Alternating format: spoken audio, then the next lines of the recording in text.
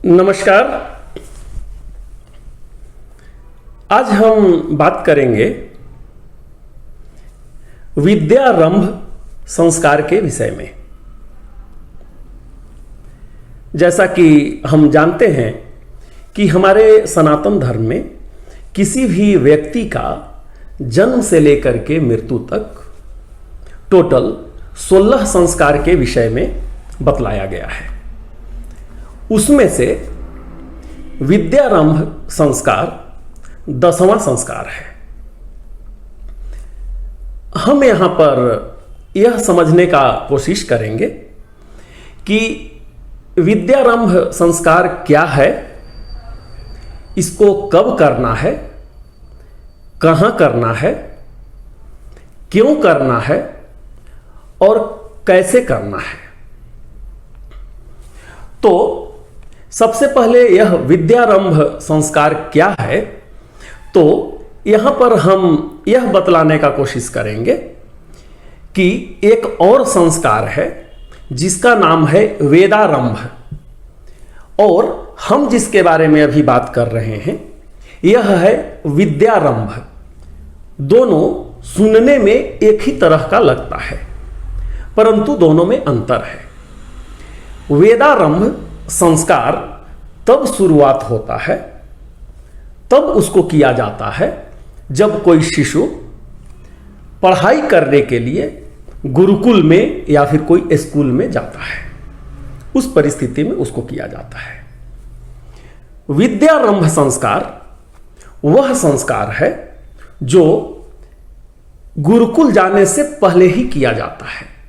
मतलब इसको इस परिस्थिति में किया जाता है कि घर में ही रहते हुए बच्चे को जो शुरुआती शिक्षा जो होता है उसको दिया जाता है।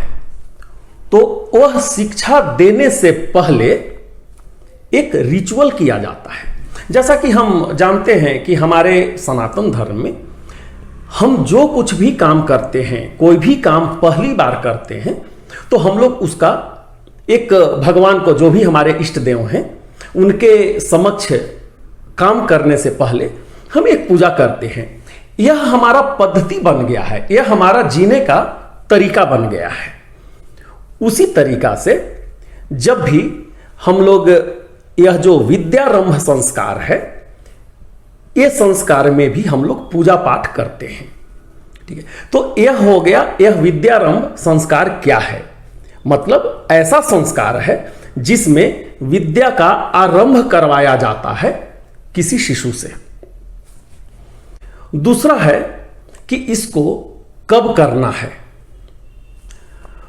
तो ज्यादातर लोग इसको चाहे तो सरस्वती पूजा जो वसंत पंचमी होता है उस दिन करते हैं, या फिर गणेश चतुर्थी जिस दिन गणेश भगवान का पूजा होता है उस दिन लोग करते हैं, क्योंकि ये दोनों ही विद्या के दाता हैं। इसके अलावा भी बहुत सारे जो भी शुभ मुहूर्त हैं उसमें इस विद्यारंभ संस्कार को किया जाता है। फिर यहां पर प्रश्न यह उठता है कि यह संस्कार को कहां करना है। तो जैसा कि हम पहले भी बतला चुके हैं, हमारे जितने संस्कार हैं अगर वह घर में किया जाए तो वह सबसे श्रेष्ठ है। अपने घर में ही इसको करना है, क्योंकि जब भी हम अपने घर में करते हैं तो वहाँ पर ही हम अपने जो इष्ट देव हैं, देवी देवता हैं, उनको हम आमंत्रण कर देते हैं और उनका पूजा करते हैं। अगर आप किसी कारण से घर में नहीं कर सकते हैं तो कोई भी देवालय में, कोई भी धर्म स्थल पर इसको किया जा सकता है। फिर है यहां पर कि इसको क्यों करना है। तो जैसा कि अभी हम पहले बात किए कि यह विद्या का आरंभ है। विद्या का आरंभ कभी भी हम अपने घर से ही इसका शुरुआत करते हैं। कोई भी शिशु को ऐसा नहीं करते हैं कि सीधे उसको कोई गुरुकुल में या स्कूल में भेज देते हैं। घर में जो बेसिक जो होता है, जो प्राथमिक शिक्षा जो होता है, उसको घर में ही करवाते हैं। वह इसलिए घर में करवाते हैं ताकि जब भी कोई शिशु मतलब स्कूल में जाए या फिर गुरुकुल में जाए तो वहां जाने से पहले यह मेंटली मानसिक रूप से यह तैयार रहे कि हम वहां पर क्यों जा रहे हैं और वहां पर हमको क्या बतलाया जाएगा। अब यहां पर आज के परिप्रेक्ष्य में अगर आप सोचेंगे तो जब भी कोई शिशु 2 साल का हो जाता है उस समय से ही आप देखेंगे कि उसको जो किंडर स्कूल होता है, बेबी सिटिंग जिसको बोलते हैं, जहां पर छोटे छोटे बच्चे लोग खेलते हैं, वहां पर भेजने का प्रचलन हो गया है। वह प्रचलन इसलिए हो जाता है कि जब शिशु 4 साल का जब वो हो जाए, जब वह एक्चुअल में स्कूल में जाना शुरू कर दे, तो उस समय उसको अनजान न लगे, ऐसा न लगे कि हम किसी नए स्थान पर आ गए हैं। वहां जाने से पहले ही किंडर में जाकर के वहां पर कुछ ना कुछ सीखता है, चाहे वह कुछ पोएम सीख ले, ABCD सीख ले, क ख ग घ सीख ले, जो भी वहां पर सिखाया जाता है शिशु वहां पर ही सीख लेता है। तो पहले के समय में यह सब चीज घर में ही करवाया जाता था और आज के दिन में भी बहुत सारे जो हमारे लोग हैं प्राथमिक शिक्षा जो है वह अपने घर से ही शिशु को दे देते हैं। अब अगला प्रश्न आता है कि इसको कैसे करना है। तो कैसे करना है, इसका जो भी कर्म कांड है यह आपको जो पुरोहित जी हैं या फिर जो आपके कोई वहां पर पंडित जी हैं जहां पर आप इस संस्कार को करवाना चाह रहे हैं, वो आपको इसको भली भांति समझा देंगे, बतला देंगे।